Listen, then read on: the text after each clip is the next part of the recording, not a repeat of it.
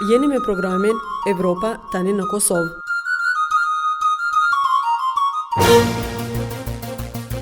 Të nderuar dëgjues, me siguri se shumë prej juve kanë dëgjuar për projektin e Bashkimit Evropian të quajtur Beautiful Kosovo apo Kosova e bukur, i cili e ka përfshirë tërë territorin e vendit tonë. Kësaj radhe e kemi vizituar Kaçanikun për të parë çfarë ka bërë Kosova e bukur në këtë komunë. Projekti Kosova e bukur ka përmbajtur ndërtimin e shëtetores dhe ndërtimin e saj me kubza betoni në krahun e majtë të lumit në Rodime. E kanë zbukuruar edhe qytetin edhe për shëtetore për njerëz. Shumë mirë vallak, po çfarë po kena ku më shëtit, më herët o kon tepër llosh. Tepër i qëllum vallaj, o zbukuru Kaçaniki loçko vao. Ishin këto vetëm disa nga thekset e këtij edicioni më hollësisht në vazhdim të tij. Projekti i Bashkimit Evropian i quajtur Kosova e bukur i ka përfshirë deri më tani gati të gjitha komunat e Kosovës.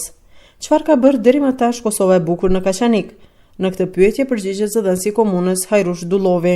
Projekti Kosova e bukur, projekti i cili financohet nga zyra ndërlidhëse e Komisionit Evropian, ka përmbajtur ndërtimin e shëtetores dhe ndërtimin e saj me kubza betoni në krahun e majtë të lumit në Rodime, gjelbrimin e rrugës Vllazërit Çauka dhe parkingun e automjeteve dhe rrugën lidhëse për objektet e banimit përballë stacionit të autobusëve në Kaçanik. Sipas projektit janë kryer punët përgatitore për ndërtimin e shëritet me kubza beton me gjatësi 685 metra dhe gjatësi 3 metra. Mbjellja e bimëve dekoruese, ndërtimi i ndriçimit publik përgjatë tërë shëritet të rrugës, punimi i oazave për pushim të këmbësorëve dhe vendosja e shportave për hedhjen e mbetorinave. Pjesë e këtij projekti ka qenë edhe rregullimi i gjelbrimit në rrugën Vllazërit Çauka. Hajrush Dullovi shton se ky nuk është projekti vetëm i Bashkimit Evropian në Kaçanik. Mund të shtoj se një projekt i ngjashëm që nikosisht është kryer në Kaçanik, po ashtu i zyrës ndërlidhëse të Komisionit Evropian ka qenë ndërtimi i fushës sportive në oborrin e shkollës fillore Mendoraku në Kaçanik, për cilin projekt zyra ndërlidhëse e Bashkimit Evropian ka investuar 82.000 euro. Projekti është quajtur për një ambient më të mirë në shkollë. Nxënësit e Kaçanikut janë ndër ata që shprehen më të kënaqurit me rregullimin e zonës së gjelbër në qendër të qytetit dhe shëtitores Buzlumit. Siç thot një nxënëse, tani brezi i ri i Kaçanikut ka ku të dalë për shëtitje. Shumë mirë vallak, po çfarë po kena ku më shëtit, më herët o kon tepër llosh, s'kena pas edhe hapësirë të modhe, tash kena më shumë. Të kënaqur shprehen edhe qytetarët, sidomos ata që puna i çon rregullisht dhe për çdo ditë të kalojnë nëpër pjesën tani më të urbanizuar të Kaçanikut.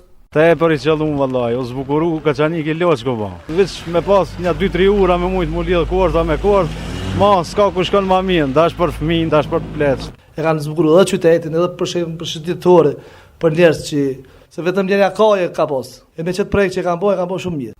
Qytetarët me cilët kemi biseduar e rikujtojnë edhe gjendjen e mëparshme në qendër të Kaçanikut. Para mos vet, këtë lloç që kanë aty.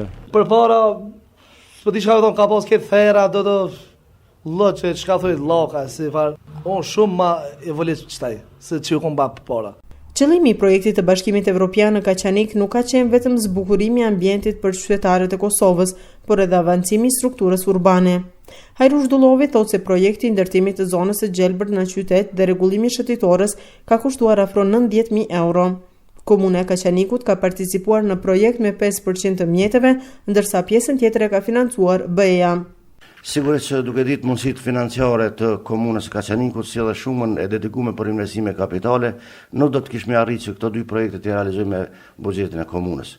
Pasi që prioritetet tona janë të shumta dhe sigurisht që edhe për një kohë nuk do të kishim mund me i realizu. Dhe me këtë rast falenderoj donatorin, zyrën ndërlidhëse të Komisionit Evropian për këto dy investime që sigurisht janë të mirë të qytetarëve, po edhe vetë nxënësve të shkollës fillore Mendoraku.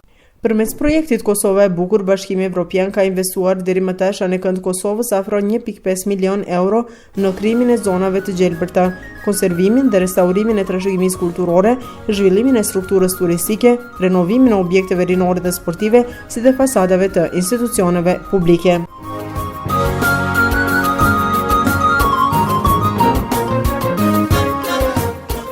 Të nderuar dëgjues, ishte kjo e tëra për këtë edicion.